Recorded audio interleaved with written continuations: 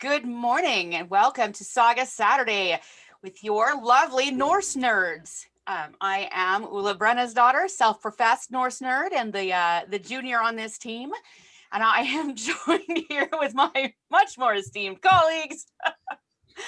Bersi, why don't you kick off your introduction? Sure. As the actual juniorist member on this team, I'm Bersi Edvardsson.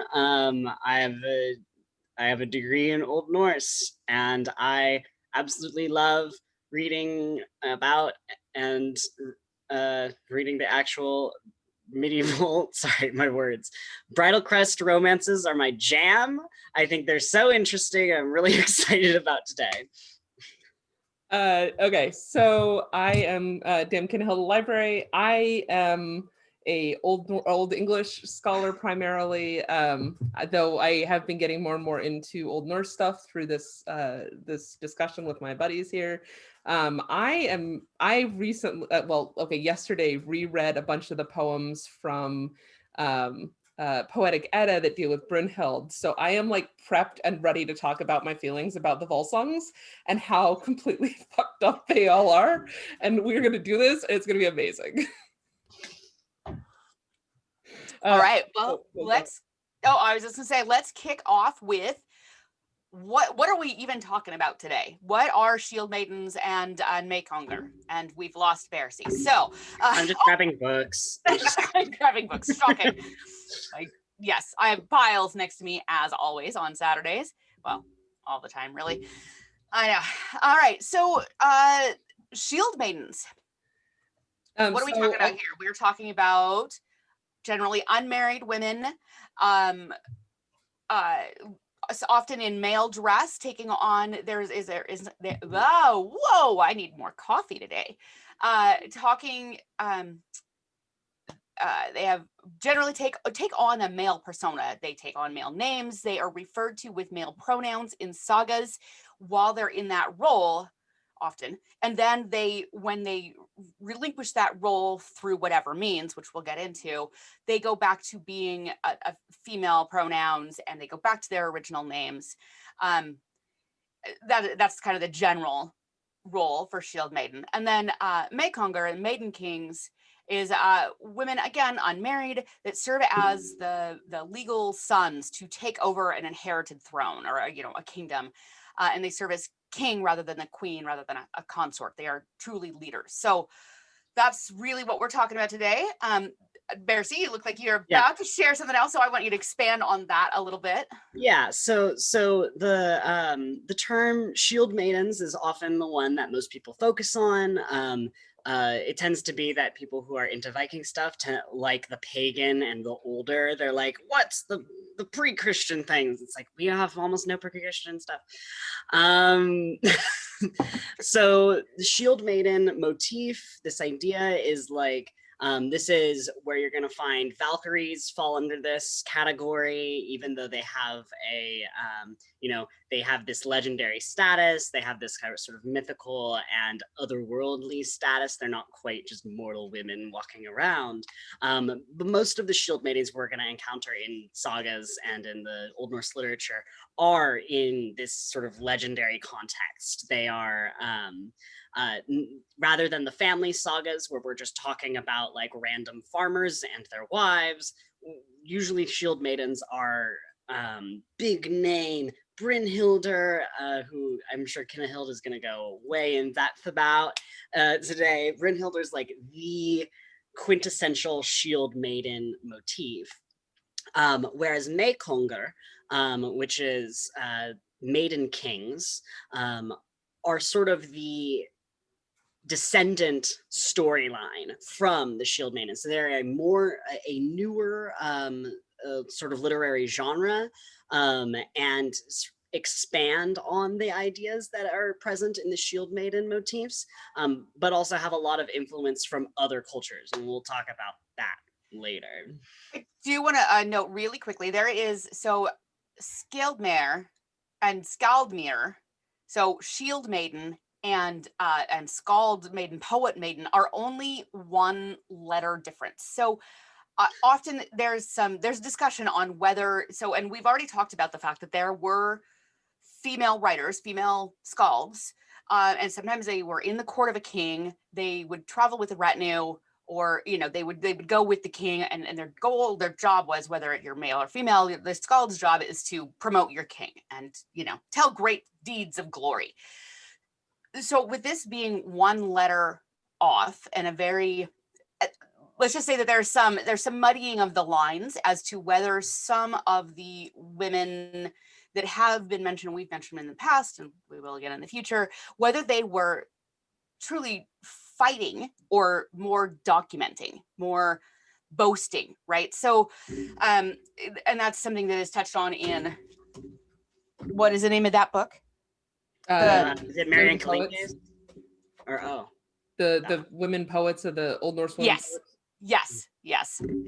I mean, it's touched on in several things, but I just wanted to note, because I'm sure somebody's going to pop on and comment or whatever. So yes, we realize that there is a very similar word, and sometimes they probably maybe were mistranslated or whatever. So that's my caveat for Shield Maidens. And I think another important thing, like a lot of what we're going to discuss today is like literary examples of things. And so like, for instance, if you look at the Carol J. Clover article, Maiden, Warriors, and Other Sons, she goes very in depth about like piecing, like taking apart, like where does the legend of a shield maiden and the reality of social life for women in early medieval Scandinavia, where do those cross over? Where does this idea of like this very exceptional and clearly literary motif come into play with like how women actually acted in society? I think like that's very complex to get into, and so we're going to mostly be focusing on just like the motifs themselves. Right. And we will touch a little bit towards the end on some archaeological evidence, because partially that's kind of my jam, is the actual stuff, but yeah, a lot of what we're going to be talking about today is the literary references. And something that is important to keep in mind with both the Shield Maidens and the Meykongr is agency. So Shield Maidens almost always are doing this electively. It may be kind of to avoid a bad match or just to avoid getting married at all, but they're doing it, they choose to, right? Like they make an active choice to take on this male persona and fight. And some of them kind of take on a male, there's a couple of them that take on a male persona, but then they do it with a bunch of other ladies. So like, they're all like us guy, like, so there's a great moment in the history of the West Kingdom where Alishka, I believe when she was queen, dressed in boy Germans, and a bunch of them all dressed in boy Germans, and they all went out partying together. And it's kind of the same moment, right? Like they're all pretending to be boys, but everybody knows in the company of women. So like that's a very specific, I think two of them have that moment together, or there's two of those kind of stories. But even with the Meykongr, where we talked earlier about how women could act as functional sons, as legal sons, in specific real world legal moments. So if there was no male children to take on that role, then it fell to the women to do it before you went out in relation, right? So even with the Meykongr, where they are functionally acting as legal sons, there's still a moment of agency. And when we talk about the bride quest narratives, there is a real moment where it's the women are like, you win me by doing you have to win my consent to this. And so it's really interesting to me, even in these literary moments where consent and the woman's agency is preserved, even when we're talking about very misogynistic stories. Like we'll talk about Clary Saga a little bit, and Clary Saga, really misogynistic, but there is still this moment where women's agency and women's consent has to be obtained before the action happens. Before sex, essentially. So I think that's a really interesting moment. But first, we're going to start with Brynhild and the Volsung Saga. Let's go. And the poems. So I didn't read the Volsung Saga. I read the Poetic Edda versions of her life. And if you've never read, so there's a great meme. Sarah Lorraine shared an outstanding meme this morning that I was going to check with you guys. I want to share. Yes, I loved it. Saga Saturday page. And it's like, so there's sort of the white national. I will go find it and post it right now because it is like hilarious. sitting there, he's like, this is the white nationalist version of Viking legends. And then there's Elton John in like full Elton John sitting there, and it's like actual Viking legends. And that's the truth. Like the saga of the Volsungs, the interplay would rival by far and away General Hospital or Days of Our Lives or any of these, right? Or really it's Passions, right? Like this is the prototypical Passions. This is the original, version of it. And so you start with Sigurd. Sigurd goes to stay with his mother's brother. So again, we have like thinking back to women of, if you go back and watch our one on the women of Beowulf, there was this whole moment we had about matrilineality and the importance of the mother's brother in the raising of the sons, over sometimes even the father.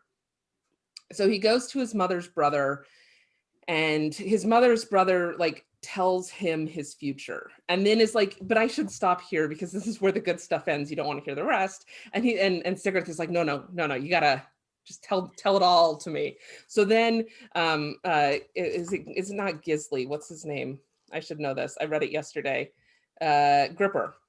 So then Gripper tells him, well, you're going to meet this beautiful shield maiden, Brynhild, and she'll be in a ring of fire, and you're going to break through the fire, and she's going to teach you, and then you're going to fall in love with her, but then she will bring about your ruin. So it's all going to go downhill from here, kid.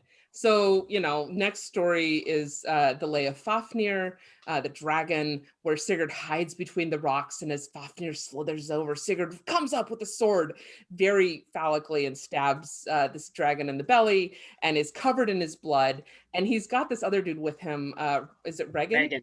Regan. So Regan and Fafnir are brothers. This is important because there was gold. There was an otter who was also a brother. There's a cursed ring. At the beginning of this, we have the treasure of the Nibelungans, right? Like we have the Rheingold. If you've watched your Wagner, the Rheingold aria and all this kind of stuff, think back to that. So we have the gold and the ring, the one ring to rule them all, one ring to bind them. So they kill Fafnir. Regan is like, I need to eat his heart now because that's what brothers do.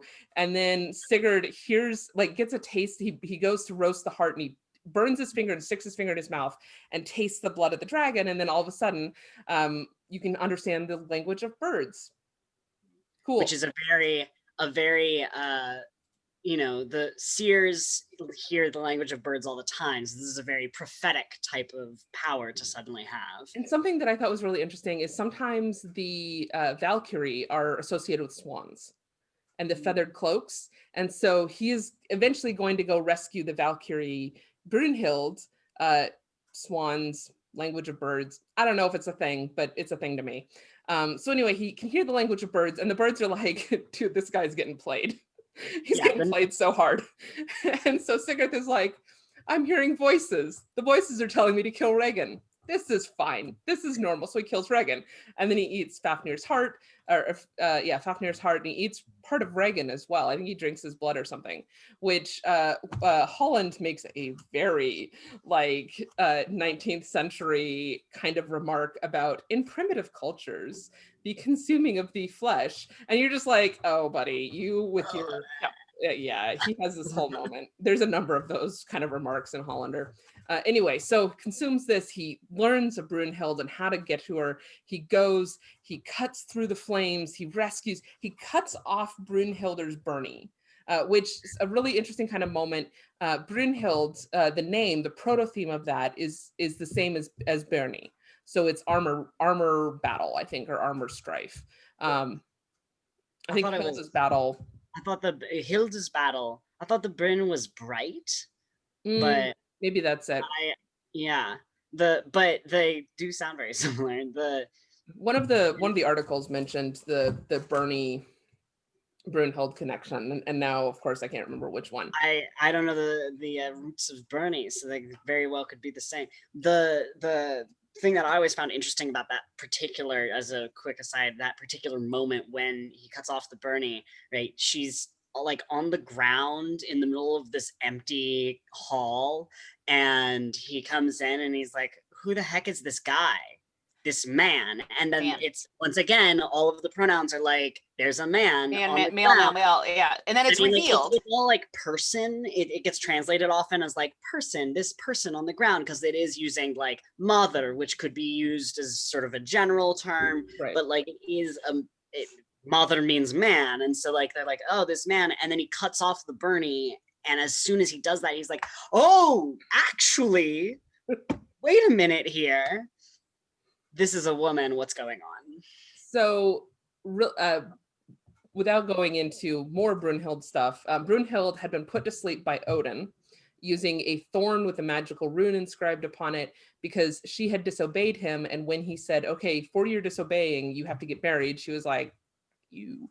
So he's like, all right, option B then, and puts her to sleep with this magic rune. And so a number of the articles that I read were like, hello, Sleeping Beauty motif. So, you know, she pricks her finger instead of on a spindle on this other stabby thing, and then falls to sleep, and the prince rescues her. And interestingly, the poems, I think at this point we're into the Lay of Sigurd, talk about she is surrounded by red and white shields. And so red shields represented war, white shields peace, or do the red and white shields simply just represent flames? Like red and white flames. Right. Yeah, so they weren't entirely sure. Oh, this is, okay, sorry, we're into the Lay of Sigurdrifa. And so Brunhild, there's the Lay of Sigurdrifa follows after the Lay of Fafnir. And there's some debate about, is Sigurdrifa Brunhild or not? And Sigurdrifa is very clearly identified as a Valkyrie, and then other authors are like, well, you know, Brunhild never gets identified clearly as a Valkyrie, but she does in some of the later poetry. So I'm going with Sigurdrifa is just another name. This one means like victory gift or something like that. I think Drifa is to give, and Sigurd is victory. It's either Drifa or something else that just means drift, like a snow drift. Yeah, because Giva is gift. Well, okay. Well, but again, so many different words are so. And she's definitely got the same Sigurd and Sigurd, you know. Sigurd, yeah. But yeah, like the Brunhild and Sigurdrifa being sort of like conflated in Volsunga Saga versus where in other places in like the poems and stuff, she gets like, there's two different people, but oftentimes people just sort of link the two characters and are like, this is the same. So anyway, finally he wakes her by cutting her out of her Bernie, not with a magical kiss, I guess. That's good. But yeah, somebody cuts me out of my armor, I'm gonna be pissed. And so she wakes up and they have this whole moment together, and then she's hail to thee day, hail to you day's sons, hail night and daughter of night, with blithe eyes look on the both of us, send those sitting here speed, which is Hollander's translation, because Hollander does not believe in putting it in a way that is easy to read, but essentially she's like greeting him. And so, you know, they sit down, they chat, and eventually she's like, well, thank you for waking me up. Let me teach you the runes. And so she goes on to teach him a bunch of magical runes, including one of my favorite lines, learn ale runes, lest other men's wives betray thee who trusted in her. Other man's wife betray thee who trusted in her. On thy beer horn scratched, and on the back of thy hand, the Nauth rune on thy nails. So I'm assuming literally you're supposed to inscribe runes on your nails as well as on your beer cup. And then a minute later she says, thy beaker blessed to banish fear and cast a leak into the cup. And we've talked a little bit earlier about the magic of leeks and the alu charm and all this kind of stuff. So anyway, we return to the magical power of leeks, which are delicious. And also one of my favorite descriptions of Sigurd is a leek amongst the grass. As in he as a leek is a sturdier, stronger, taller, more intense man than the grass, all the other men around him. just what a great, and leeks are often used as kennings for swords and stuff. I am a leek fighter myself. I like the fact that like they taste delicious in butter and with beer. So True. they're a magical plant. Anyway, I should speed the rest of this up. So she falls in love with Sigurd. They lay next to each other, but there's a sword between them, so no hanky panky. A naked sword. Woo! Right. I don't want to sleep in a bed with a naked sword. That just seems like a bad plan to me. Yeah. I'm gonna end up cut. Frankly, I'm not sure how to tell anybody this, but like putting a sword flat on the bed between you is not going to stop somebody reaching over and doing things. Like, oh no, that does not is stop the hanky panky. So anyway, they end up back in this other woman's court, and she convinces Sigurd. So Brynhild and Sigurd fall in love. Sigurd goes back to this other court, and this conniving queen mother convinces him to marry Gudrun, and then he has to win Brynhild for Gudrun's brother. Yeah, Gudrun's brother. Okay, Gudrun's brother. Gunnar. Sigurd gets like part of the trickery is witchcraft in which he forgets that he's ever met Brynhildr. So like Brynhildr makes an oath. This is pretty important that Brynhildr makes an oath when part of this whole punishment thing, right? So like Odin's like, you have to get married, and she's like, man, I don't want to. She's like, actually, you know what? It looks like I don't have a choice. You're gonna make me get married, so instead, I'm gonna marry the man who has no fear. Very much bringing down that pool of potential candidates. Hence why, for instance, in the Nibelungenlied, there's so many different like barriers and obstacles that they have to cross, whereas in like other ones it's just like this magical fire or the ring of shields that you have to jump through, but you have to be like the best of men, the best warrior ever, and only Sigurd fits that bill. So Sigurd gets through. She's like, well, I guess I swore this oath, so yeah, cool. So they swear an oath to each other, and remember how important oaths are, right? So then when that oath gets broken by both of them, they both break their oaths, double fold in the case of Brynhildr, because she's got 2 oaths she's sworn now. When Sigurd gets tricked, he marries the wrong lady. Now he's broken his oath, and then he helps Gunnar pretends to be Gunnar, jumps through the thing again, gets betrothed, but as a different man, and then she gets married to him, and everything's just sort of falling to pieces in terms of their oaths, hence why the tragic end always must go towards everyone dying. So we've got, now we're at the tragic end. Brynhild is in the short lay of Sigurd, or the short story of Sigurd. Brynhild eventually like gets so mad at Sigurd for failing to sleep with her that she kills him, and then she's really quite distraught because she's killed Sigurd. And in other versions, he does sleep with Brynhild, but by this action, he brings her dishonor. So now she has to kill him because they've committed adultery, even though whatever. So anyway, so she is like, I can't handle this. She kills Sigurd, and then she has killed her beloved. And she's like, well, now I've got to kill myself. And I think it's in Gudrun. No, I think we're still in Sigurd's Kviða. She calls her slaves in, she kills her slaves, and then she calls in her handmaidens and is like, handmaidens, do you want to die with me? And her handmaidens are like, pass. So she, hard no, thanks. The slaves didn't get a choice, but the handmaidens are like, no, we're not feeling it. And so she kills herself after this whole speech. That's the end of Brynhild.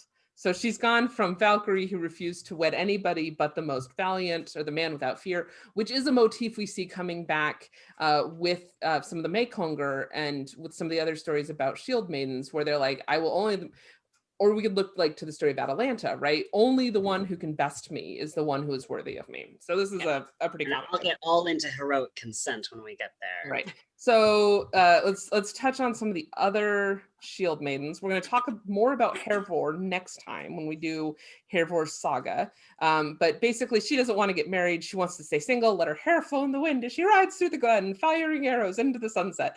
That's really, or really just killing other warriors, right? Like that's her goal in life. Her father's herself as a mugger. She's a highwayman. I love it. Her father is dead. She goes on this little quest. Eventually she returns home having gotten bored of her questing, and returns to her foster father and takes up embroidery again. And then she marries this guy named Hofund. She and Hofund have a son, Harald.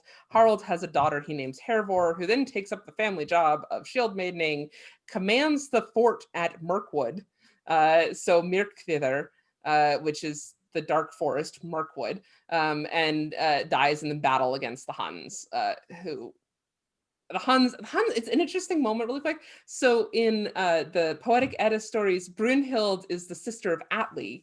Atli is the Germanic interpretation of Attila the Hun. So the Huns are back. The Huns. Everybody loves the Huns. Some honey buns. You know, so that's fun. Okay, so now we're into the Saxo Grammaticus shield maidens, and really briefly, fuck Saxo Grammaticus. Here's the reason I hate Saxo Grammaticus. No. I hate Saxo Grammaticus because I hate the TV show The Vikings. And they basically just lift Saxo Grammaticus and they're like, this is history. Saxo Grammaticus is very important. Saxo Grammaticus was a propagandist for the Danish kings. He wrote glorious tales of Danish history so the Danish kings could say, we are as equal in descent as the kings of France, as the kings of Germany. We are as without, like, they've got some great history. There's some great stuff back there. And Saxo Grammaticus is like, this is boring. I'm going to invent all this other shit. And so that's what he does. And some of it does have historical basis, but it's really important to keep in mind anytime. I got on this rant a while ago. Always interrogate your sources. Anytime as a historian you are looking at a documentary source, always ask, what's the bias? In this case, his bias is making the Danes look as good as possible. What's the context in which the source was written? Making the Danes look as heroic and good as possible.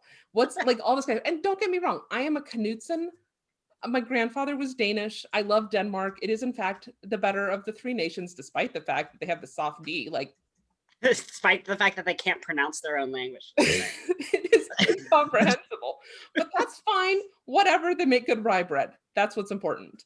And, you know, good interior design. So these are the things we worry about. Saxo Grammaticus. Let's start with Lagertha. If you've seen the Vikings, Lagertha will be very familiar to you, though I will note that her heraldry is actually stolen from another one of the women in Saxo Grammaticus's History of the Danes, who's described as having sky-colored shields.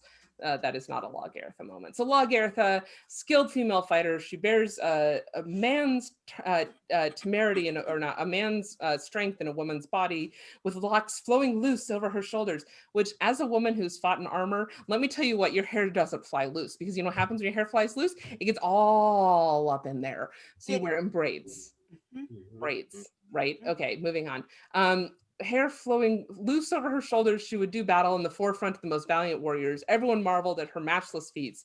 For her hair to be seen flowing down her back made it clear that she was a woman, because guys can't grow long hair, whatever. As soon as Ragnar laid his grandfather's, so she's in this battle, Ragnar's on the other side, lays his grandfather's slayer in the dust, he made particular inquiries of his fellow soldiers about the identity of the girl. He noted that his victory was due to her energy alone. So he's basically saying, like, she got me so hot, I killed my grandfather's killer. Cool, Ragnar, that's a life choice. She's a sworn virgin, and she's refused to marry, and she's protected herself by surrounding her home with a bear and a giant hound.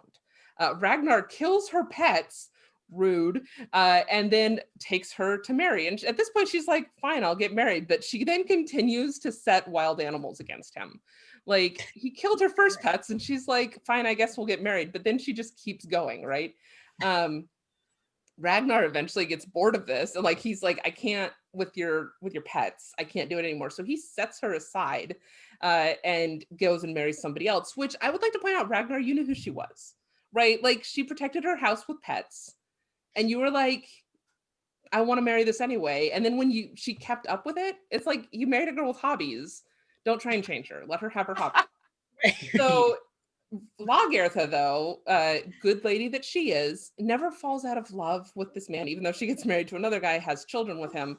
Ragnar gets embroiled in another war, a civil war, and Lagertha shows up again, and pulls his ass out of the fire, basically, and then kills her husband and takes his jarldom because she doesn't want to be ruled by other men. She's like, fuck this. Like, I've played this game and now I'm in charge. And she ends up having a happy ever after. Like, she gets her jarldom, and she what is it? The quote, for she found it pleasanter to rule without her husband than to share the throne with him. Which word? Okay. That's one of the rare instances where the Shield Maiden retained her, kept her maleness, Shield Maidenness, she Right. never married, she kept her jarldom. Most of the time it's, wild and free until you're tamed by the handsome man or whatever, which is frustrating to me.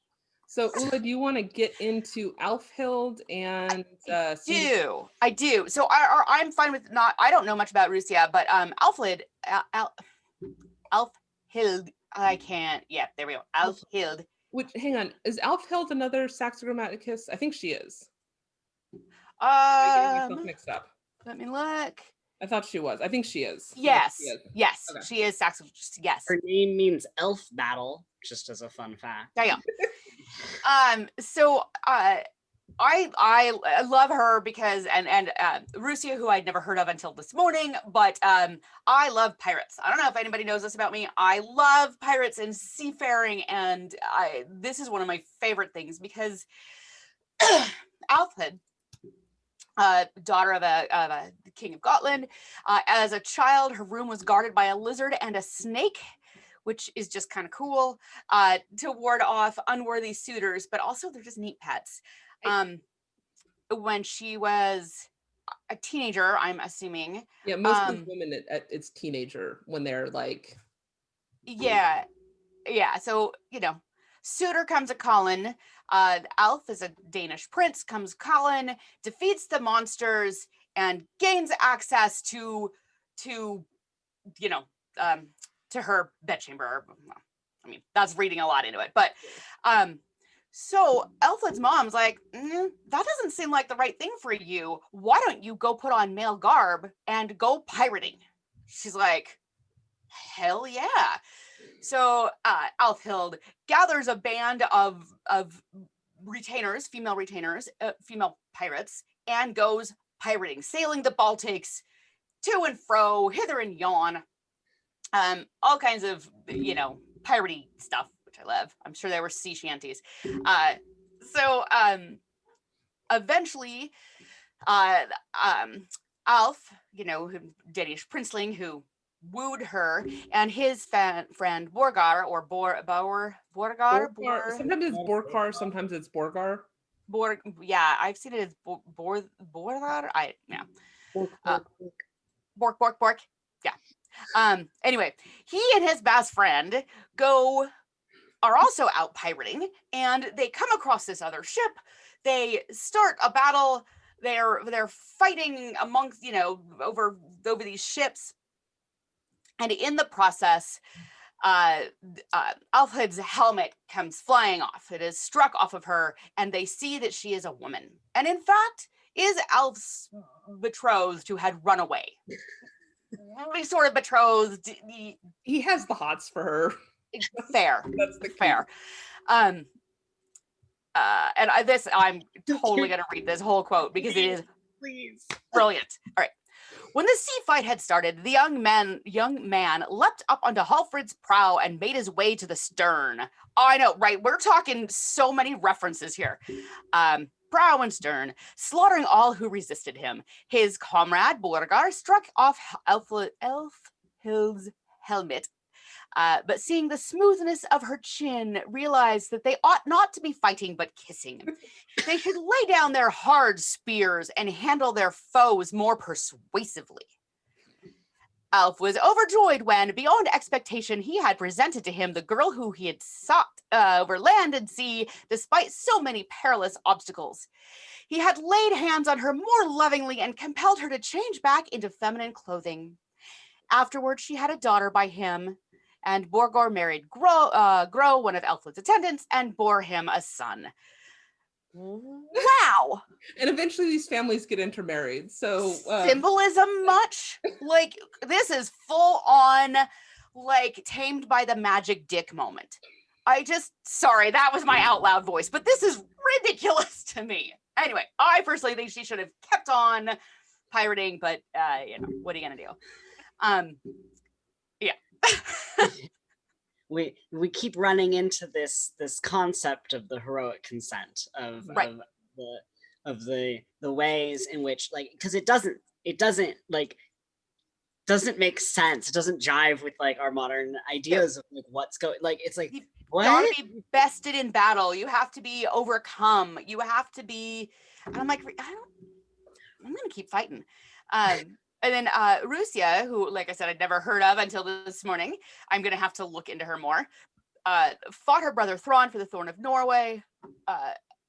Eventually goes off in pirates for a while, because you can. Assisted by another female pirate, Stikla, and dies in battle, as a good pirate should. Like, none of this tamed by the magic dick stuff. Just keep fighting and pirating and making money for yourself. Yeah, so, she's I think pretty glossed over in Saxo Grammaticus, and part of the problem is at this point I was really sick of writing notes. So like, there's more to her story, and the fighting with her brother, but basically she's like, this is dumb. She fucks off to Ireland, and then eventually, and there's something that one of the papers I was reading noted is that there's like this sort of subtext, especially with Rusla's story and a little bit with Alfhild's story, of a romantic relationship between the leading lady and her attendant. So you have Alfhild and Gro, and then Rusla and Stikla, and it's not heavy. Obviously, this is Saxo Grammaticus is a Christian. It's 12th century, 13th century, right? Like, so this is not a point, but female homosexuality versus male homosexuality, female homosexuality historically gets kind of glossed over. It's not as aggressively persecuted or prosecuted as male homosexuality is, largely because people writing this are guys, and maybe they just don't think like, hey, two ladies can get off together too magically. That's a moment to have. Or you think of like more of a modern context where so many men love to see two women getting together, right? Right. I don't know. And none of the stuff that I read really got too much into where they're reading this into it. And I personally haven't read enough of Saxo Grammaticus recently that I could be like, yeah, it's definitely this, this chapter where they're getting into it. But it's something that I am interested in learning more about. I would like to know how these, like, were there really these, like, or at least not were there. Did Saxo Grammaticus really conceive of these sort of lesbian pirates out on the seas? Which sounds like you want an excellent TV show, like lesbian Vikings. I would watch the hell out of that, whereas I will not watch the Vikings. Right? Like, give me lesbian pirates any day. But like ladies around Ireland. Anyway. So do you want to do go ahead. I know nothing about this battle. Okay, so I don't know a whole lot about this battle either. This is just, again, Saxo Grammaticus. He talks about the Battle of Brovelir. There we go. It looks to me like it means good fields, good plains. Yeah, that seems right. That's a good field name. Bra means something else, but bra means good in Swedish, so that's where I'm getting that from. So basically, this is a major battle. I think it's between Sweden and Denmark. A bunch of people show up, and 3 women show up as commanders, and they're not highlighted specifically among the commanders, but they are highlighted, right? Like he talks about all the commanders, and these 3 ladies just happen to show up. So you have Visna. Visna is described as a woman hard through and through and a highly expert warrior. She leads a band of Wends. And then the remainder of this company bore small shields in front of their bodies and used very long swords. And here we have the sky-colored shields. So this could be interpreted as blue, or maybe like a white or a silver. It's hard to say. Like, what's the color of the sky? Grayish or a, yeah. It's, Right. Victorians were like, the sky is the great gray. So, Right. I live in the north. Sometimes our sky is a beautiful blue. Sometimes it's gray. Sometimes it's sort of a weird hazy white. So whatever color it is, I'm interpreting it here to be kind of bluish, and I'm wondering if where the producers of Vikings got their idea for Lagertha's teal shields, because that's a color that we're going to use apparently. So these sky-colored shields, they pushed around behind them in time of war, or gave them to their bearers, so that having cast all protection from their breasts and exposed their persons to every danger, they would plunge into the fight with blades drawn. So here they're just being super brave and like, I don't need protection. I'm gonna and almost a little berserky, yeah. right? So we're touching on the berserk nature of fighting, which I haven't seen a lot of references of women taking that on, with the exception of what's her name who slapped her boobs. What was her name? Friðriksdóttir. Yes. Yeah. Yes. I was going with Greatest, but yeah, Friðriksdóttir. Yeah. Which I really briefly, one of Vinland Saga. The book I think we all ordered, the Berserk Warrior. There's the Berserk Warrior. It's on my dining room table. Has an incredibly unattractive reconstruction of Freydis, where she's just like why did they go out of their way to make her look like disheveled as hell? Like, people had combs all over the time. One of the articles that I read was talking about, it was a survey of burial finds, female Everybody had combs. Weapons, and there are combs everywhere. And her hair is like fluffed out and she looks insane, which I guess maybe that's what they're going for. Anyway, so next we have Hetha. Hetha was encircled by ready comrades, brought to the war a century of armed men, so presumably 100 of them, and she's described as graceful in battle gear, led her forces in combat. And then the third one highlighted is Viborg. Viborg too was instilled with the same manly courage. She's attended by a number of men, and among her company are men and women from Russia, England, Germany, Ireland, and Denmark. So she's got this very broad host who is described as men and women.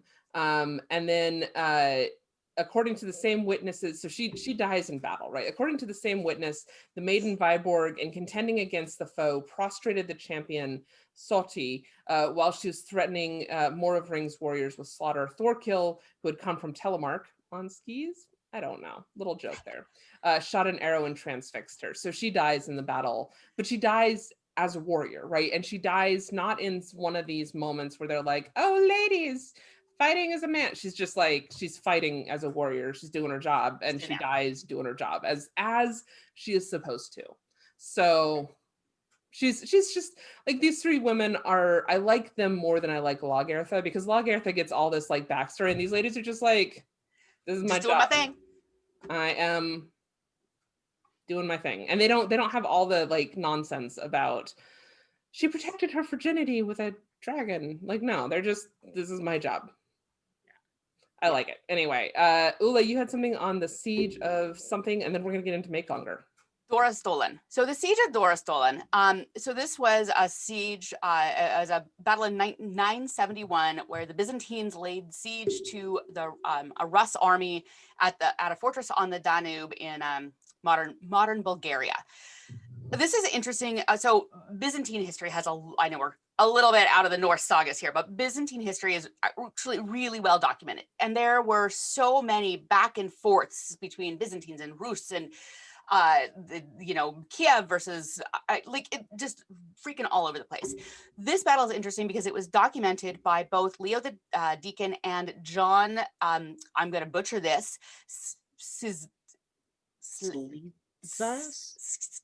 Skiltas. Sorry to all of my Greek friends. I don't know.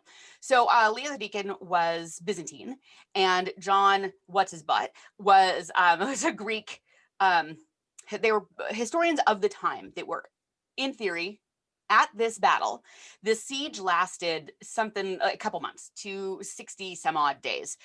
At one point, the okay, so it's the Rus inside this fortress. Byzantines laid siege. At one point, supplies running low. The Rus venture out in the middle of the night to make a successful foraging run, get back in, survive a couple more weeks. Eventually, Byzantines win, Rus die. Siege is broken, but both historians account for armed female warriors among the fallen Rus. They're not noted earlier. They're not noted in the siege or in the foray out. They are, hey, when we finally busted this fortress open, there were armed women dead, right? Not sure if they were Rus or mercenaries from Magyar, the Bulgars, but having two different historians that were writing at the time, not 200 years later, saying there were armed women in this siege. So it's that line between literary and there's no archaeological evidence, but it's more real to me than sagas where it's fighting dragons, right? So that is the siege of Dorestollen, and I actually added this book by Leo the Deacon onto my list because he's got some really great stuff. And I'm also a Byzantine nerd, so that's I'm gonna just start foraging further and further east. All right, Meykongr. All right. So actually, while looking up things and trying to reread stuff, I was like, oh my God, where's that one book that I had? By Marianne Kalinke, the Bridal Crest Romance. And then I remembered that I did not ever own that. And I was actually borrowing it from my professor. It was on loan for like half the semester. And I never even finished it. And I guess I'm going to have to go on Amazon or something and find a copy. It's not easy to find. Anyway, I also stumbled across just my paper, which I sent to my colleagues here, a paper that I wrote about Hrolfssaga Gautreks, which is sort of the quintessential Viking bridal quest romance story. It's a story in which there are, in fact, 4 bridal quests that take place, beginning with the most important, our main character, Hrolf, the son of Gautrek, who also has his own saga. Gautrek's saga is sort of the precursor to this one. So in Hrolf's saga, though, we start with Hrolf getting a wife, and then he helps his younger brother Ketil get a wife, or that's the 3rd one, and then he helps like his best friend get a wife, and then at the very end he helps like another friend of his get a wife.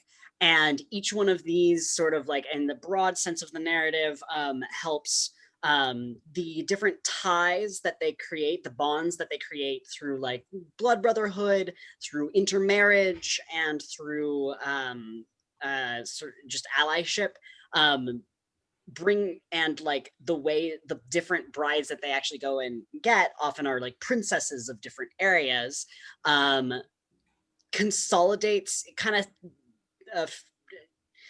the end goal here is power gets consolidated amongst sort of Hrolf goes from being king of just Gotland to sort of having his fingers in 5 different countries: Ireland, Denmark, Sweden, Russia, and Gotland. The Geats were their own bit, right? Separate from Sweden. So there's a whole lot of political stuff going on. There's all these different things. But at the end of the day, we've got these 4 different bridal quests that, very briefly, just to sort of like, before we go into Thorbjörg, who is the Meykongr portion of the bridal quest romance here, the idea of and the genre of bridal quest romances isn't one that got its start in the Scandinavian literary tradition. It is an imported storyline and genre, mostly from France. If you are familiar with all these different French lays, all these courtly romances, things that show up in like Strangleikar, which is a bunch of French lays that were translated into Old Norse by Håkon Håkonarson of Norway, or in his court. And like things like the Tristram's saga, or the story of Tristan and Isolde, right? These early medieval marriage, romance, courtly love stories are getting imported to the north as part of what Kinehild mentioned earlier. This idea of sort of solidifying the northern, Norway and Denmark, each as their own, like, we're a totally legitimate kingdom. Just because we got Christianized a little later than the rest of you guys on the continent doesn't mean we're not as good as all of you. And so they're like very much interested in like making it like, oh, our court is kind of Frenchy too. We also do the romances. And then also they just got popular. People liked hearing the stories. They were fun and exciting. So there's the sort of the arc of the genre. A lot of the ideas behind the bridal quest is like this idea of heroic consent, which we touched on a little earlier. And this isn't consent the way we normally think about it today. This is more of like the heroic consent that a warrior or a hero must gain to gain the consent of the woman who he's trying to marry, and or like her father, who's usually a king. Has to do less with like how willing there is agency within the woman always has the agency, she's giving consent, but that consent is basically earned by the hero by being heroic. Doing big, bold, heroic things means that puts him into a category where he is now worthy of being the husband. Yeah, it's interesting because it can also be withdrawn. So yes. If the husband fails to continue to be heroic, and there's sort of shades of this in the story of Sigurd and Brunhild, where Brunhild withdraws her love of Sigurd by killing him. I guess we can interpret that as withdrawing your love. That's a little bit. It's a telling sign. It's a drastic step, but it's a step, right? Because he fails, he breaks his oaths. She also breaks oaths, but whatever. He fails to live in that purely heroic mold. So she withdraws her consent, and we see that later in various other sort of incarnations, as men are put aside either by divorce or by the woman killing them outright or getting somebody else to kill them because they have failed to continue to exist in this heroic. And this ties in very well with what we talked about last week about sort of the frantic masculinity that Norse men had, like this idea that they have to constantly be proving themselves as being masculine to be in the vater category rather than in the blauder. If you're not super ultra masculine and very warrior and very honorable, you have failed and you are in the other category. And so like you need to be all of that and more to gain the heroic consent of the woman you are trying to woo, who, as part of the Meykongr sort of definition of the Meykongr, is very similar to what's happening with the shield maidens, right? We've got oftentimes women who are taking up arms, taking on either male personas or male garb, and usually eschewing sort of, as the notes say here, girly pursuits, things like, and always, it's almost always embroidery. It's like the needle.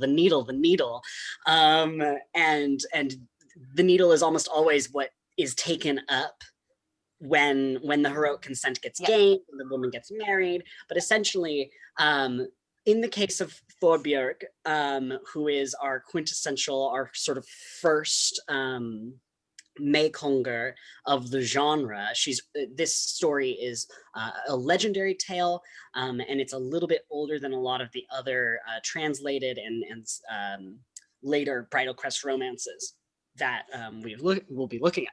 But she's the wife that Hrolf, our titular character, needs to get married to. She's the only daughter of the king of the Svithjod of Sweden,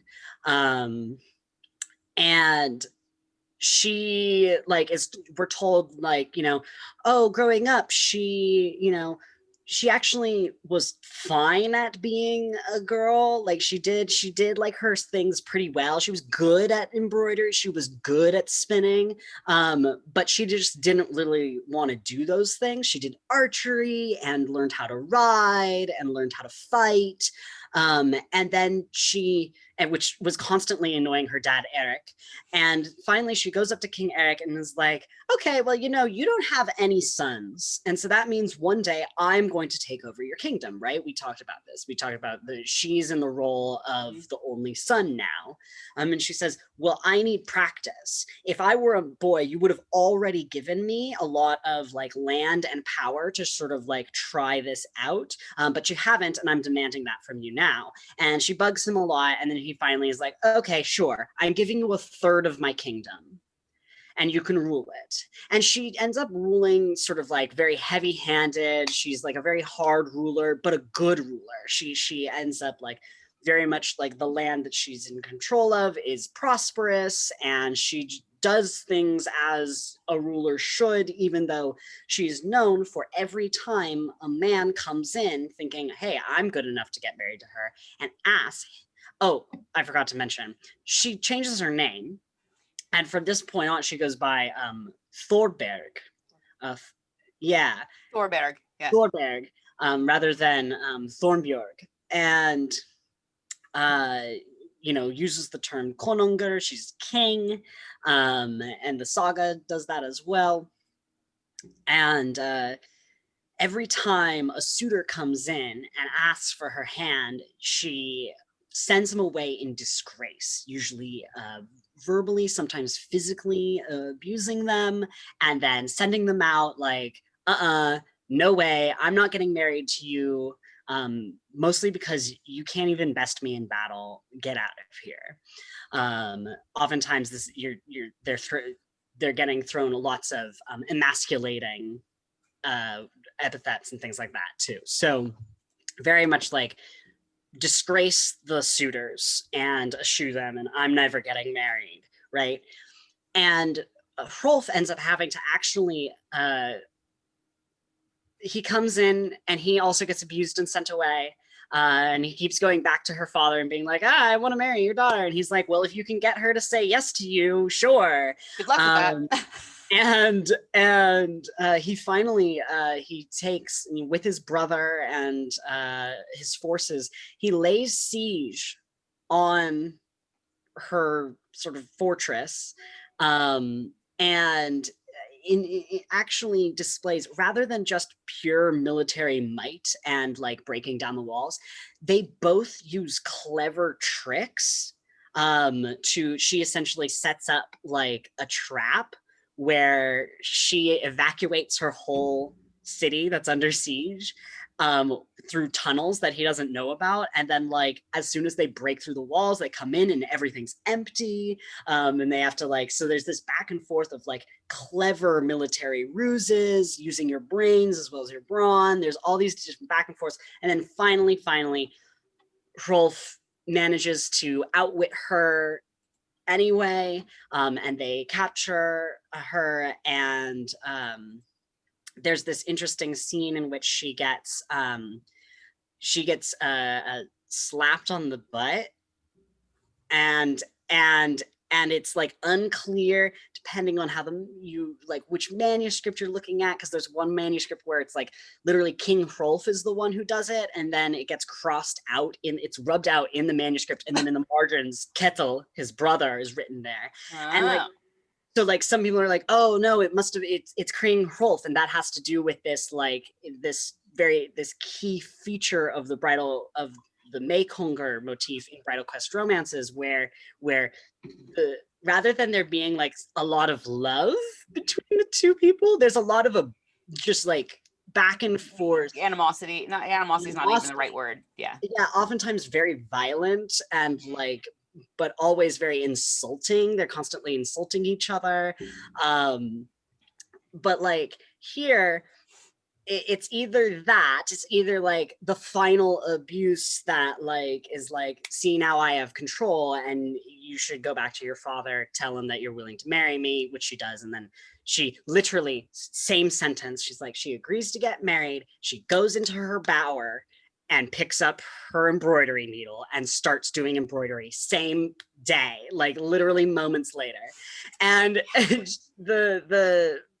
but it's like, it would make sense if it's Ketil, who, the younger brother, who does like the mean butt slap thing,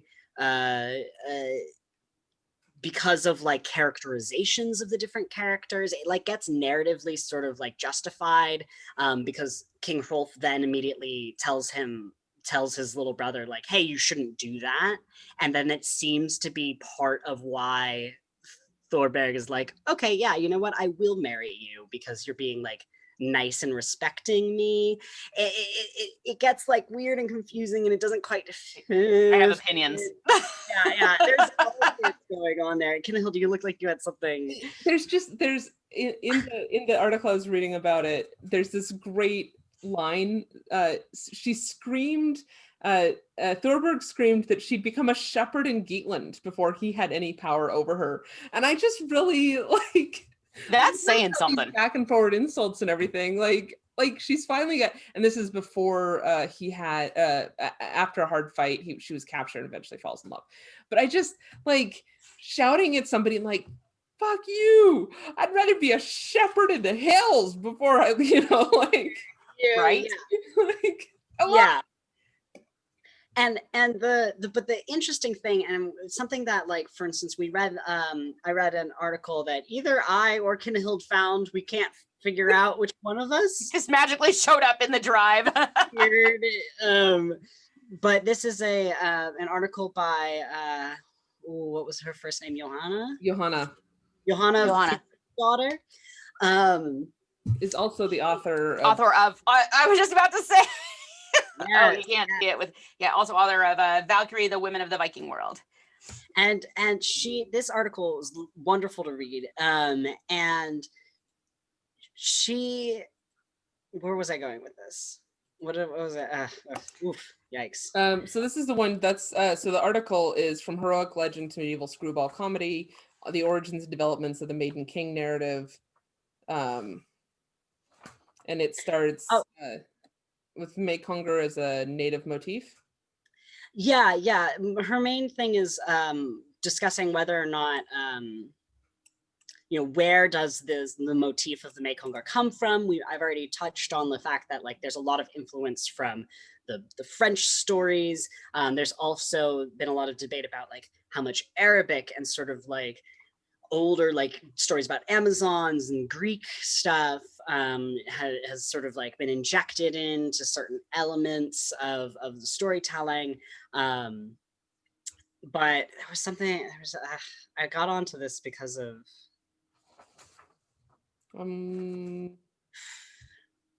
well,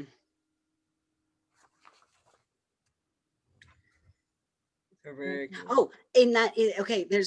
the idea that she kind of glosses over something in this article that I thought was very important when I read Hrolf's saga, because part of the motif of the Meykongr is like you go back to the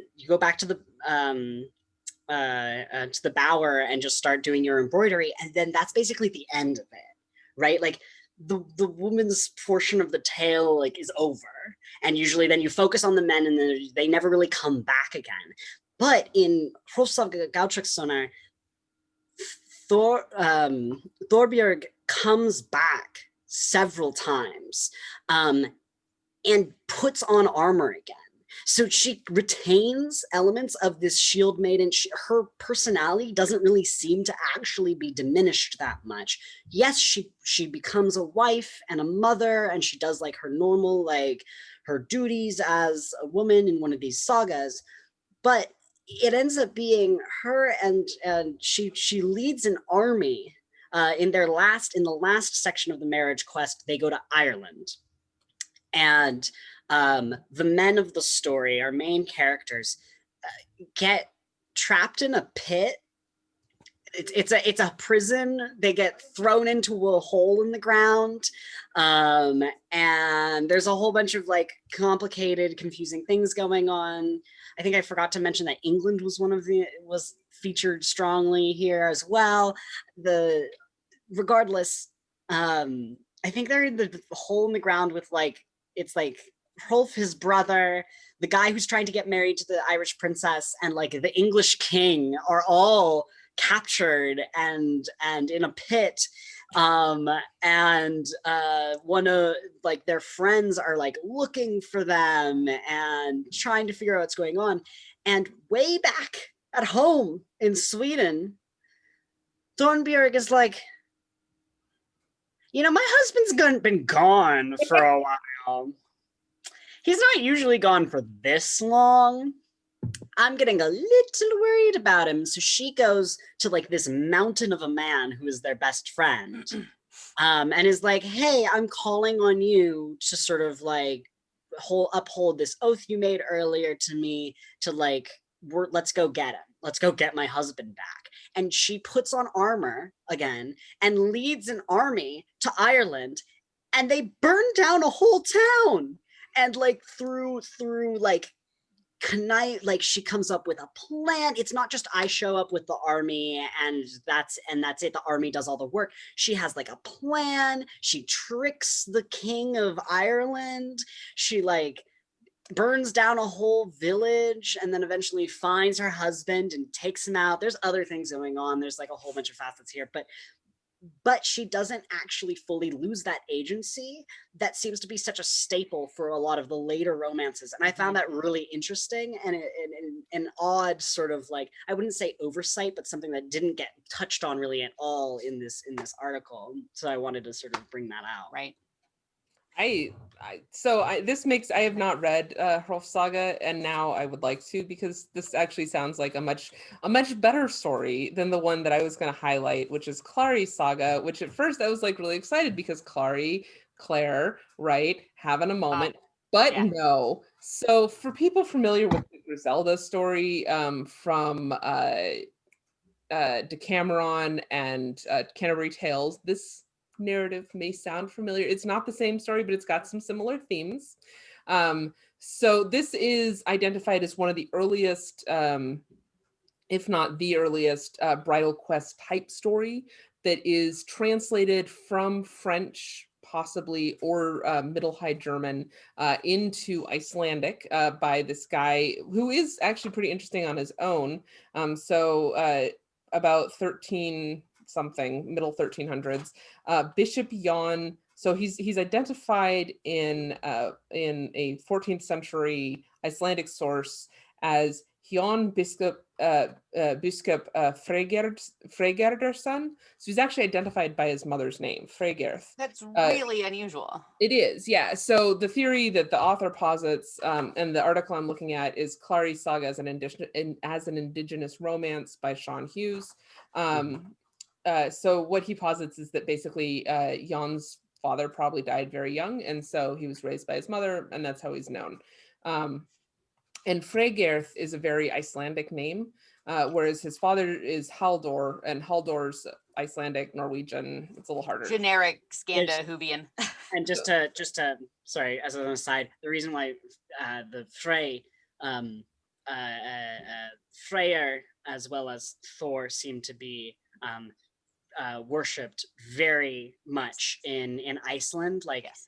A higher rate of worshiping Freyr and Thor in Iceland, whereas in like Norway and especially Denmark, you see a lot more Odin stuff, like Odense, right? That your Olafs and your right. So those things have a lot, yeah. So that's that etymology why it seems like a more Icelandic name. So the one other note that I wanted to make about the language before I talk about the story is that a lot of this language in the story vocabulary appears to be derived from Middle Low German, which he had lived in Bergen, which is in Norway, but I guess had a lot of interaction with continental German speakers. So whether or not this vocabulary was already floating around in Norwegian before, a little hard to tell. He introduces it into, or he may have introduced it into Icelandic. He certainly uses a lot of it in his translation. But through this, I learned that the Middle High German word for the French or for the French language was Welsh. Which is related to, obviously, to the English word Welsh.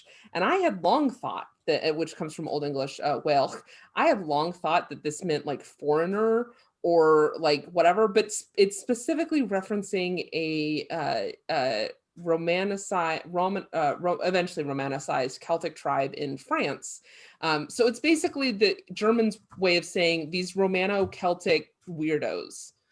And so that's how I would like everybody to please mentally translate Welsh from now on. It's just these Romano-Celtic weirdos. So basically you've got the Utes and the Angles and the Saxons. They arrive in England and they encounter the Welsh and they're like, motherfuckers, these. Wait, don't even understand that. Yeah, yeah. Like this again. Not again. Again. So that is completely unimportant to the story. The story goes. We have Clarus, Prince of Saxony. He hears about the beautiful Princess Serena of France from his mentor Paris. Paris, by the way, shows up in a number of other stories in continental romances as this mentor figure, right? So Paris tells Clarus about this beautiful princess, and he's just like, I've never met this lady, but God, she's beautiful, so I got to marry her. Normal. So he goes to the court of France and he begs for her hand. She's like, invites him and his troops to a feast in her tower. He brings 60 men, which is a lot of people to show up to a party with, but whatever. Again, feast is delicious. She acts very welcoming, but as the evening passes, she gets more and more tired of his manners and his fixation on demanding her hand in marriage. She offers him a beautiful knife, and she uses it then to cut across his chest, cutting his clothes and slicing his chest, which is humiliating. And then she mocks him. There's a lot of mocking, right? So we talked, Bersi was just talking about this very sort of violent, confrontational Klingon type courtship, where they really get into like arguing and fighting with each other. So that's what happens here. Humiliated, Clarus goes back to Saxony, at which point he's like, I'm going to kill Paris for telling me about this beautiful woman who I then, having never met her or like had a conversation with her, decided I was going to marry. It's Paris's fault. Paris is like, guy, don't do that. I have a plan. So there's quite a lot of stuff going on in the middle here, but we've got a lot more to go through and we're well over time already. So basically there's these magic tents. They present the magic tents. They disguise themselves. Paris disguises himself. He shows these magic tents to Serena. Serena's like, these are amazing tents. I would like to buy them from you. And he's like, the price of these tents is your affection. So a little more trickery, she sleeps with him. And this obviously means that now they have to get married. And but when she wakes up, she is dressed in a rough leather tunic. And she's in what is described as like these sheep pins that were all over Iceland. They were used in Norway, but this is one of the arguments made that the author, when he was translating it, clearly was experienced with Iceland because he's using these Icelandic terms to describe things. So she wakes up in this sheep pen. It is not the beautiful tent this is not my beautiful tent. These are not my beautiful houses, right? So then I am not your beautiful wife. Right, except for she is. Surprise, his beautiful wife. And so he turns into this horrible man, and he punishes her, he starves her, he takes the food and he gives her only the scraps from his plate and all this kind of stuff. And then he sends her into towns to beg for coin. And in one town, she's begging for coin. And it's been a year since the tent thing. She's seen by Clarus, who recognized her and knows what's been going on this whole time. He was on board with all of this. And he's like, oh, Serena, you're still beautiful despite having lived in horrible conditions for a year. And she's like, oh, you're a nice guy now, and of course I'll marry you. I love you. And so she agrees to marry him. They get married, but he says, look, you have to prove that you're in this for the love of me and obedience as a good wife and not for the power. So you need to go and spend more time living with Paris, being miserable, which she does gladly, naturally, before finally returning to Saxony to live as Paris's queen, at which point she's given up all of her cruelty that I think was perfectly reasonable. Yeah, personally. yeah. But whatever. So anyway, it gets cited as an exemplar. It's like trying, so he's using this popular structure of the romance to kind of show women how they ought to live. And the reason that I cited Griselda earlier, Griselda goes through other shit, like she has 2 children. She gets plucked out of obscurity by this handsome man who's very powerful. She bears him 2 children, and then he's like, I'm bored, and sends her back home to live with her family in disgrace. Later calls her back to the court to prepare his beautiful new bride, who he then reveals, surprise, this is our daughter, and we're still married. And she's like, I'm so happy to be with you. I love you. I've always loved you. And it's For my one true love. It's the most bullshit. And every time I encounter that story, I'm so filled with hatred. And it's really interesting because it sort of highlights something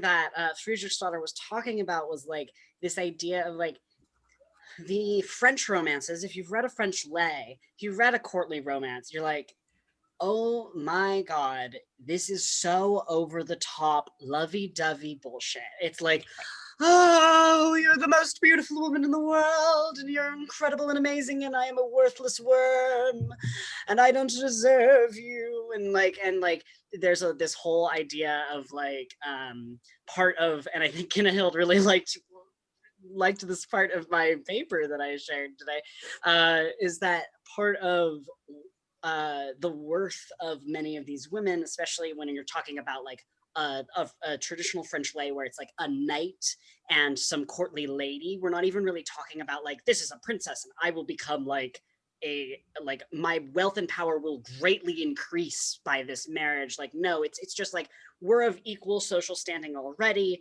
You're just beautiful and unattainable. And it's the unattainable that makes them worthwhile. We love the unattainable.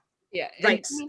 So like, being able to, one of the keys of this romance genre is being able, the knight, usually in the continental stories, being able to throw himself down as like trying desperately to get the woman he can never truly have because she's either married already or she scorns lovers, or her father is, won't let her out of the house, whatever it is, right?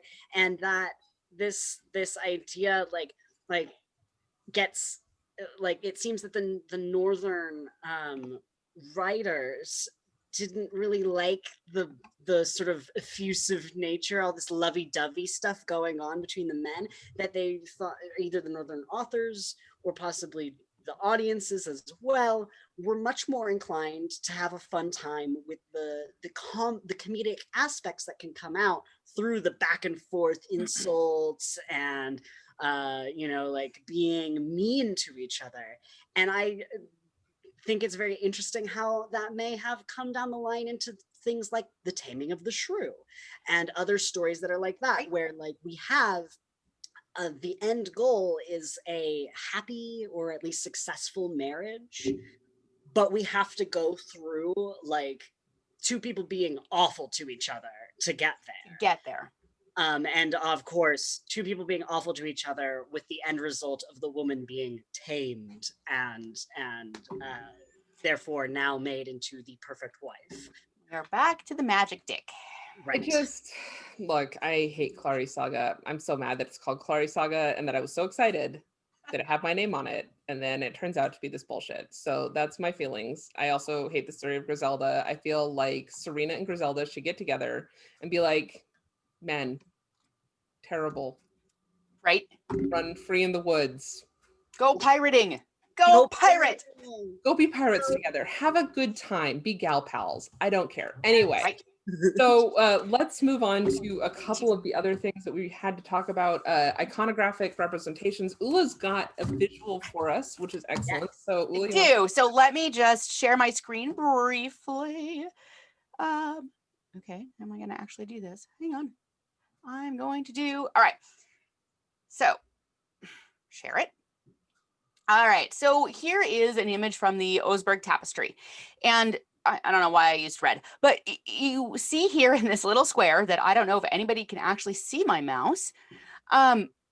These women, they appear to be women with the, longer clothes. This is a shawl. This is a very typical, and I'll show you another one in a second, a very typical female form.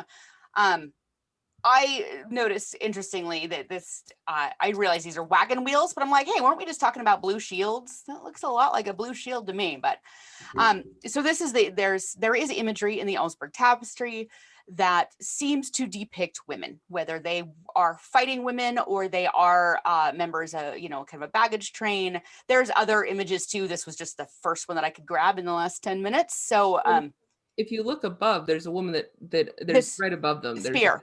Yes. Can I move that? I can. I don't know if you can see that. Yes, you're right. That one with the spear. Yeah. And also, the poofy pants and the man. I love the poofy pants. This is kind of the typical Valkyrie, iconography. There's no weapons depicted here, right? So it's just a woman. But this is what is kind of referred to as the Valkyrie iconography. These two are the ones that I love. So the center one is I'm going to butcher it. Harby. Yeah, the Harby. I always butcher it. Denmark. And it's the only 3D description or 3D iconography of clearly a woman. There's other images of it that you can see more. The back, her hair is tied into a knot like the Valkyrie woman is. She clearly has a sword. She has a shield. This appears to be a woman with armor, armaments, right? And then this one is is from Galgabek. I need to see these written down. Where? I know. Sorry. Under the iconography. So what are we at? Page. Oh, I see. 4,000 of our notes. Galgabek, if I guess. Okay. It's right. Famous. So again, we have a woman. We know this is female. We've got long dresses, long hair, kind of knotted, maybe, sword and shield. So those are just the couple of quick images that I grabbed, literally grabbed them in the last couple of minutes. And there's two that are similar depictions to the Galgabek one in Calthorpe, England, and Tissø, I think also in Denmark. So that's, and then there's another motif that shows up a number of times. That's a rider and a standing figure. The rider is typically on the left, I believe. And I couldn't find that one. I don't know that I've ever seen it. Are we talking about where there's like a rider and then there's a woman bearing a cup? So sometimes it's a cup, sometimes it's a little hard to tell. So this one, it is a cup. Oh, yeah. Right, yeah. So the rider, and there's the woman, and there's a number of those that survive, some of them in fragmentary form. And so in this particular one, if you can kind of see there, if my camera will, you've got a knotted ponytail. Yep. Right, and then you have here the shield, the horn, and there's a spear running. Oh, there you go. I've got a poster. This is Odin, of course, but you can see right in front of him a woman with a cup as well. Yes. But these ones are interesting because on the horseback figure has the knotted ponytail. Has the knotted hair, which is what is very unusual. So, and the knotted hair in iconography is kind of, typical of a woman, depicting a woman. Right. And then there's a spear running the length of the horse that she's holding. Yeah. So these have been identified with Valkyrie, possibly. Obviously, sort of the classic understanding, the Victorian vision of the Valkyrie, right? Woman riding the horse over the battle, big metal. Which, by the way, there's lyrics to that, and it's Oyo Toho is this song of the Valkyrie, and it's this whole moment, and I keep making jokes about it, and people are like, Oyo To what? And I'm like, no, it's the song that the Valkyrie sing. Right. It's great. Anyway, so I just always think of What's Opera Doc, and Bugs Bunny on. Oh, of course, on it's the Bugs big Bunny in fat drag. bear. Like, who else doesn't feature Bugs Bunny in drag? That's my favorite depiction of a Valkyrie, and usually what I Right. So anyway, the spear, the horse riding over the field, and then she's met there. And sometimes the standing figure is also clearly a woman. Other times it's a little hard to tell, but has the shield. Sometimes there's a sword in a shield. You can see like a sword poking out behind the shield. Other times not so much. Yeah. Obviously, these figures are of significant antiquity, so they are going to degrade in the ground as they get. So it's hard. The details aren't always perfect. Yeah. Anyway, speaking of things that degrade in the ground, let's run really quickly. Because we're like super over time, but we're gonna talk on the archaeological stuff for just a second. So August Saturday is just an hour and a half long show nowadays. I know it really is, and I'm sorry. It's just we have I'm so not much sorry. to tell everybody. I'm not sorry either. Oh my God, whatever. What else? am It's I saving doing me on from cleaning the Saturday? bathroom right now, so I'm good.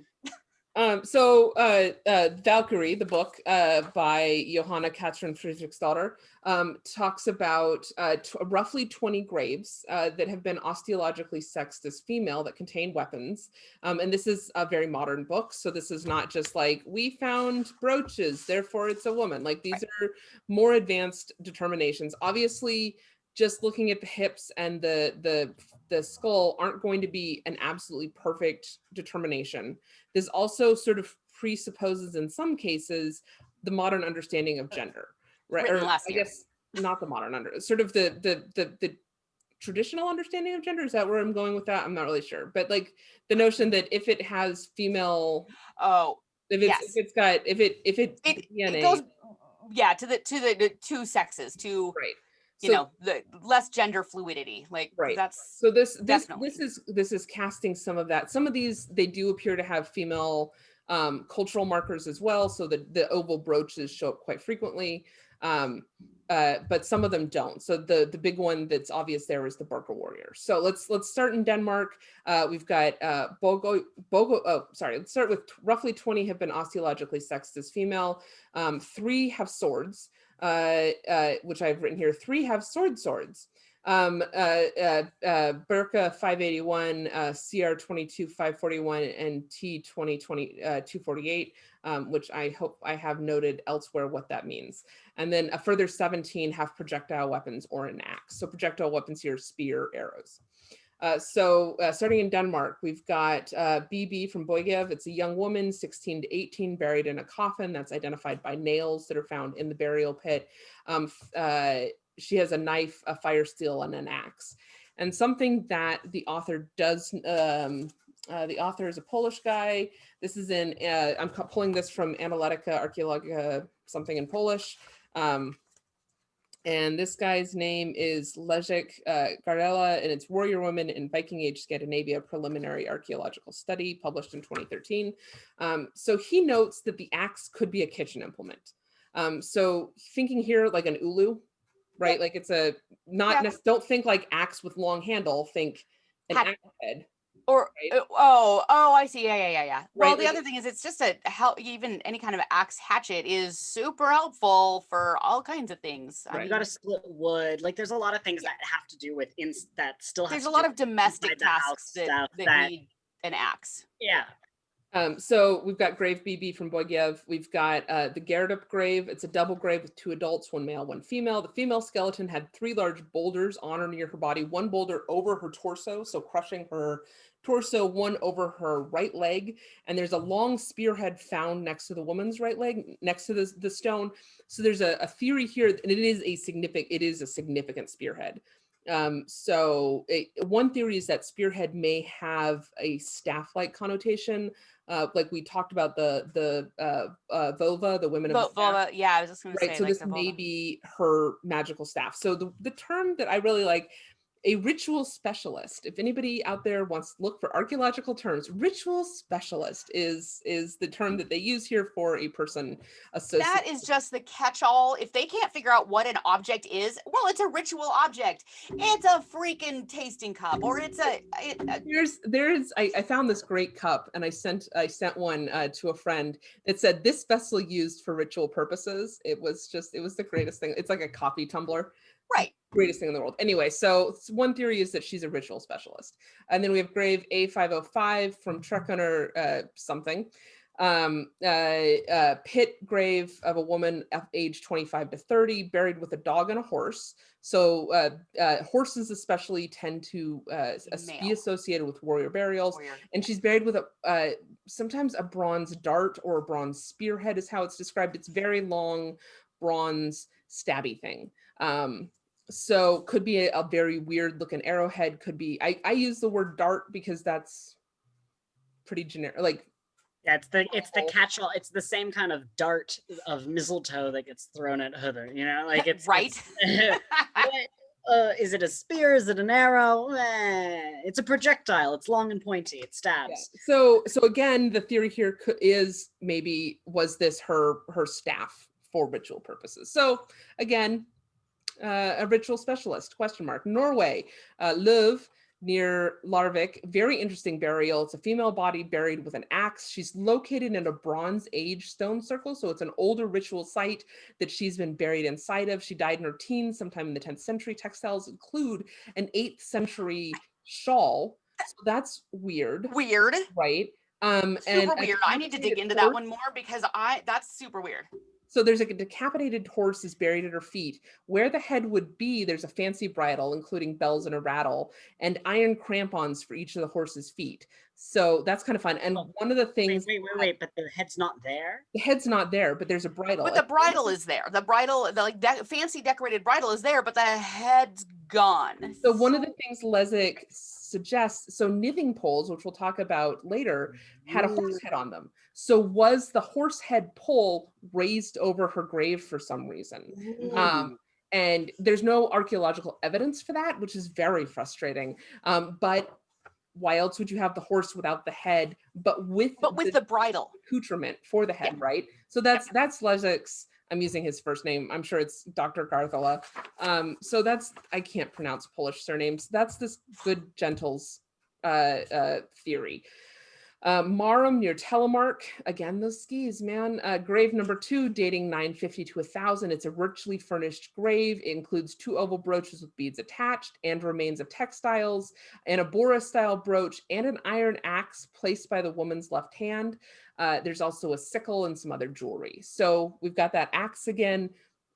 Another question, is an axe a domestic tool or is it a tool of war? Or is it both? Because frankly, the axe you chop wood with will also chop off your husband's head. Indeed. Good It'll news. do all the things. Yeah, it's multi-purpose. It's the Swiss Army knife of axes. Kaupang major site in Norway. We've got 3 cremation graves, Kaupang 3, 10, and 16, which contain both oval brooches and axes. There's an additional 5 female weapon graves from one of the cemeteries. 2 contain spears and 2 contain shield bosses. I'm not sure if it's the same 2, if it's 2 different ones. And you'll note 2 plus 2 does not equal 5. So he doesn't know which that 5th one is. That's fine. Whatever. But we got spears and shield bosses running around, probably also axes or arrowheads. Arrowheads, yeah. Kaupang 294 through 296 is a triple, possibly quadruple burial. This is, I believe, 2 men and a woman, and there may be a small child as well. That's the question mark quadruple. So the woman is buried and it's a ship burial. So it's a woman is buried at the stern, and she's possibly associated with a shield boss, an axe, an iron sword beater. And I'm not entirely sure how you're differentiating sword and sword beater in the grave, but sword beater is how he identifies it, and a gilt copper alloy rod. So again, is this the staff of the vulva? Right. And then some more generally female accoutrements, the jewelry and stuff like that. Combs, needle cases, these show up a lot. And then Oseberg, we've got axes and then some horse gear. But if you remember back to the Oseberg tapestry we looked at it a minute ago, you've got the carts in the horse gear, and there is a cart in the Oseberg grave as well, I think is a sledge, if I remember correctly. So you're going to need something to pull those. If it's pulled by horses, they're going to need something to attach horse to cart. So when we talk about horse gear here, is this not... It may not be single, it's not, maybe not single mount, but it's carriage, you know. Right. So I'm wondering here, he identifies that as war gear, but that feels to me more like you've got a cart. That's a stretch, I think, but Yeah. So that's Norway. The horse gear, and this is the same as I've seen these finds in person recently.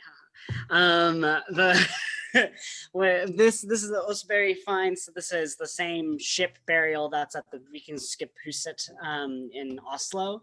And I remember looking very closely at some of the bridles that were on display, and from what I know about when you want to have bridles that you use in battle, you probably don't want to have your nice fancy stuff. And this was nice fancy stuff. It has full bronze detailing that's been, it's very, I've looked at it a little bit too. It's very more ritual, fancy. This is not something you would go into battle with, or even necessarily have your, use in domestic work of hauling a cart, right? This is some fancy queenly shit. I'm going to the thing and I'm trying to display my wealth to everybody. Exactly. Sort of a deal. Yep. Okay, so that's Norway. Moving on to Sweden, the Klinta grave 592 and 593. It's a man and woman who are cremated together in a ship, but then separated for burial. They don't do a great job of separation. So one grave is mostly female bits with some male bits. The other one is mostly male bits with some female bits, which is fair. What are you gonna do? I mean, it's right? Like after you've burned them up, you're like, meh. So in the mound 59.3, which is the mostly female bits mound, we also have, in addition to her ashes, an iron rod, bones of animals, jewelry, a hen, which I thought was pretty interesting, mostly because there's a lot of debate about whether or not they had chickens, which I think is a dumb debate. I'm pretty sure they did. Like they talk about... Sounds like there was a chicken there. Right. But it's one of the ones in my research on Viking Age food. There's been like chicken ? But where they're getting their eggs? Ducks, geese, wow. And also the puffins or whatever freaking seagulls. Chickens are such an easy animal to keep in an urban environment that when you think about places like Hedeby, like Kalpang, it makes sense for them to have chickens. So are geese, but geese are mean. Chickens are less mean. I'm not saying they're not mean. I'm just saying they're less. They are less mean. Agreed. Chickens are just not aggro. Like geese are aggro. Chickens geese will cut a bitch for no reason. Their way. Chickens will cut a bitch if you get close to them when they're broody. Like chickens need to have reasons. Goose are just mean. Okay, so there's also a spearhead that was found embedded in the raised platform on top of which laid two skeletons of horses. So this is not in the grave buried with her. This is after they have interred her and her artifacts. They built this raised platform over it. They put the dead horses on top of that, and then they stabbed a spear in it. One theory here, spear very closely associated with Odin. Was this a way to sort of consummate the grave to Odin? Question mark. Right. That's the theory raised. But again, and that's go ahead. That just the stabbing with a spear. Spear's related to Odin, and also it's the same exact the format in which Odin sacrifices himself to himself, and is sort of how we've sort of like lots of times when someone is being stabbed with a spear, especially if they're being hung in some way, that's a sacrifice to Odin sort of marker. Right. So I can totally see where they're coming from there. I'm having a brief moment about how Jesus was hung on a cross and then stabbed with a spear. Yes. Oh, ding, ding. There's a lot of scholarship around that weird connection. Funny that. Yeah. So anyway, spear, cool. And then we have Burka. Burka's the big one. Burka 834 is sort of the lesser discussed of the two. This is a double burial, man with a woman in his lap. Weapons included are a sword and axe, a sword, arrows, a sax, and a shield, as well as an iron staff. The iron staff is what Dr. Gardeła notes may suggest that some of those weapons didn't belong to him, but to her, the iron staff being associated with the vulva. So is this a note of her elevated status? Oh, and this is I'm sorry, this is the one with the spear and the horses, not the grave mound. I got those two. I jumped ahead in my notes. So what is also interesting here is there is a lot of discussion about the practice of sati, which is a Hindi term meaning sort of the woman sacrificing herself with the burial of her husband. So she kills herself to accompany, or is killed to accompany her husband into the afterlife. When you have a double burial like this where the woman is placed in the man's lap, is this an example of that practice? Did they die at the same time? Maybe if she is this ritual specialist, that maybe he was killed to be her guardian in the afterlife. I don't know. That is a completely unfounded Wow. And the only Sure. yeah, the only thing I can think of that even like points to that kind of practice of like killing either like a servant or a slave or like your spouse or something to go with you into the afterlife is that one very famous and overused Ibn Fadlan. Ibn Fadlan of the Rus Viking burial, in which there's the burning of the ship, which was very, very uncommon. Viking burials didn't burn their ships. You bury a ship, please, dear God. That's the most. They didn't wear horns on their helmets, and they didn't burn their ships in burials. If you want to learn two things about Vikings, take those ones away. But that particular story involves a section in which he describes like there's a slave woman who they like killed and he talks about how like, you know, he's like, this is so insensible, you know, all of the things the Vikings are doing go against his sensibilities as an Arabic learned Muslim man, and he's like, God, they're awful. And so take it with a grain of salt, because you got to take everything he wrote with a grain of salt, because that's some rose-colored glasses, or what's the opposite of rose-colored glasses? I don't know. I will note that in like the Brunhilde story, she kills her slaves. She gives her handmaidens a choice, but she does kill her slaves to accompany her before she kills herself. So she's like, come here, slaves. Ha-cha. Okay, handmaidens, yes, no, fair. Ooh. Right. And then in the comedic section at the beginning of Gautreks saga, when Gautrek is being conceived, with the whole Etterstup, the family who's throwing themselves off of the cliff, they offer to one of their thralls who like does a good thing at the beginning with killing a dog in a weird way. Anyway, says like, "Hey, congrats, you did a good thing. You get to go off the Etterstup with us." So I can definitely see there seems to be something to a servant or thrall being part of this, but I've never otherwise heard of like someone's spouse, someone who's got the equal status as a head of the household. What you're gonna kill both the heads of the household at once? Like, that's a bad plan. Whereas if you're killing a slave or a thrall, that's one less potentially useless mouth to feed if that person was supporting the now dead person, right? Like, so, or had a filial, some sort of ties to that. I don't want some backstabbing thrall in my house anymore if my husband dies. So let's really quickly touch on 581, Burka 581. Ula, I'm going to let you talk about that one because you added more notes than I had. Then I'm going to talk about the Lake Dahlstrup grave, which is fascinating. And then we're going to wrap this up because we're at almost 2 hours. So over time. All right. So really quick, Burka 581. It's the Burka female warrior. And there's actually been a lot documented about this. She's buried with 2 horses, a male and a female, sword, sacks, stirrups, a shield, also a strategy game, likely I think it's Nefntothel, that is thought to be a strategy game, so like a strategic thinking sort of thing, and is associated with more command level warriors. Clothing remnants are more typical of the east, so Kiev, Rus, but the DNA studies show markers for being local genetic traits. So she's wearing Kievan stuff, but it seems to be genetically Birken. Is that a thing? Sweet. It is now.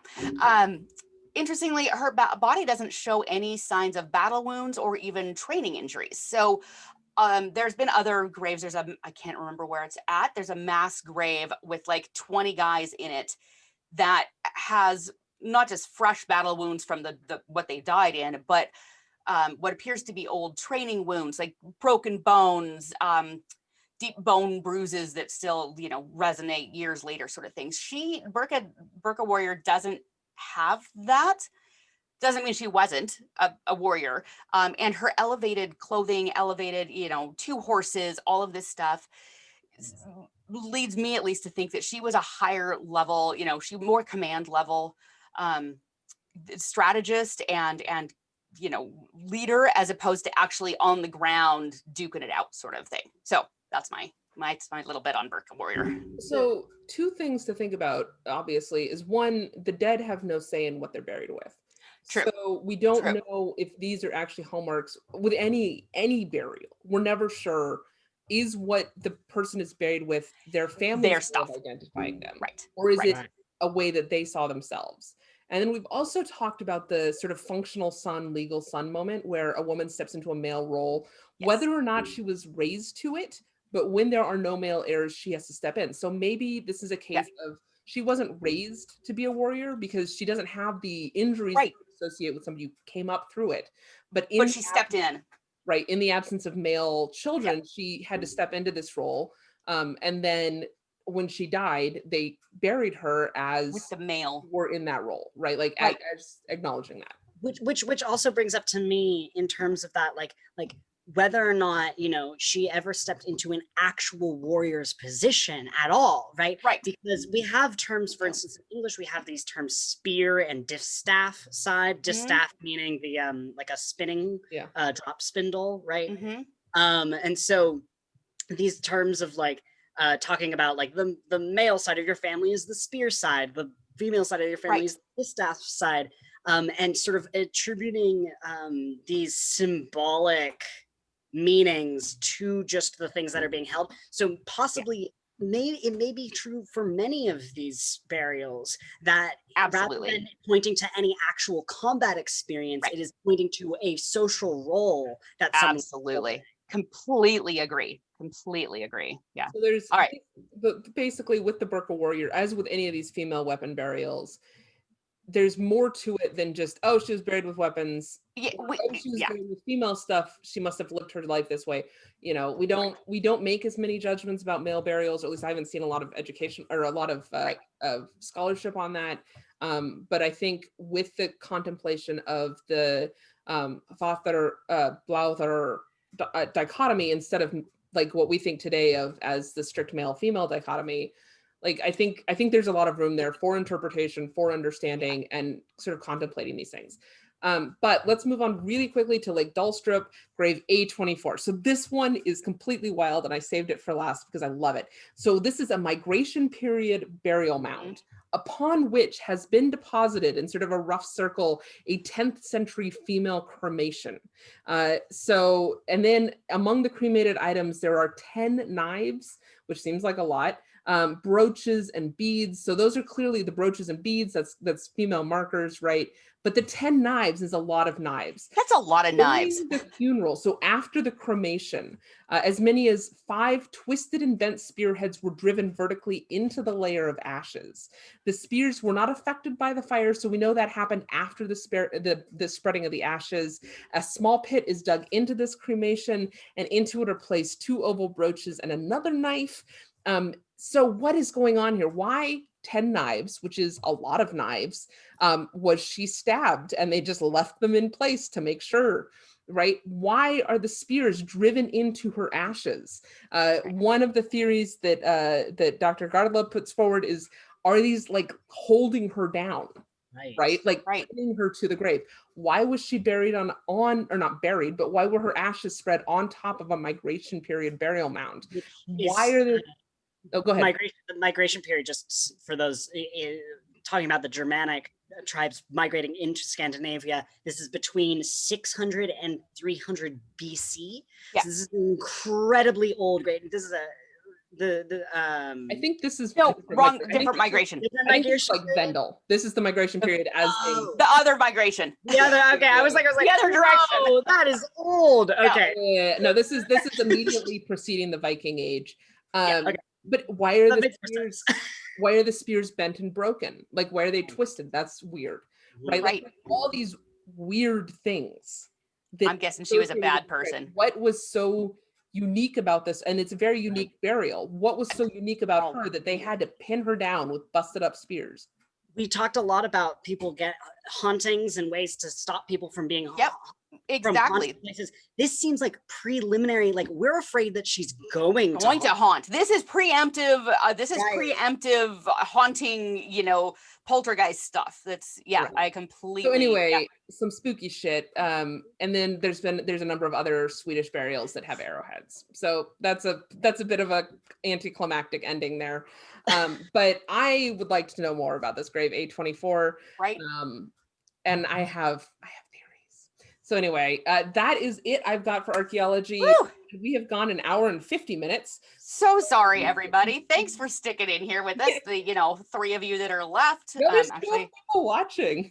12 people. I'll take it. Through, guys. All right. So next week, we are going to continue Gender January with Hervarar Saga with special guest Jarl Thorfinn the Cruel, which we're very excited about because, if anybody's heard Thorfinn talk and you get Thorfinn vision, it is worth the price of admission and we're not charging you a damn thing. So we won't go 2 hours next time. Yeah. Oh, you're so funny. I love your optimism. All right, but it is Saga of Hervor and King Heidrek. We'll practice pronouncing it this week. Whatever. Yeah. I don't know why I throw in extra letters into Norse stuff. And this is a saga that J.R.R. Tolkien used a lot of elements of. And our translation, the translation I'll be reading is from Christopher Tolkien. Yes. Yes. His son. Yep, exactly. So that's all we have today. That tiny little bit of information here and there. As usual, this recording is available on Facebook. Also, I highly encourage you to follow us on YouTube as Saga Saturday, because at the end of all of the at the end of most of the videos after the first couple, we actually put our sources in and we have a bibliography in there and it's, cleaned up and nice. And instead of us just blathering and holding books up to the camera. So that is where we are at. We have gone way over time. Thank you everybody for sticking in with us. And thank you to my amazing co-hosts. This, I have to say this morning, like yesterday was a crap day at work and I was going to try to weasel out of this and try to figure out how I could just stay in bed and watch cartoons this morning. And then I woke up and I'm like, nope, it's Saga Saturday time. I got to get my shit together. So thank you for getting me out of the, watching Clone Wars all day. I appreciate that. I'm doing that tomorrow. All right. Bye, everybody. We will talk to you later.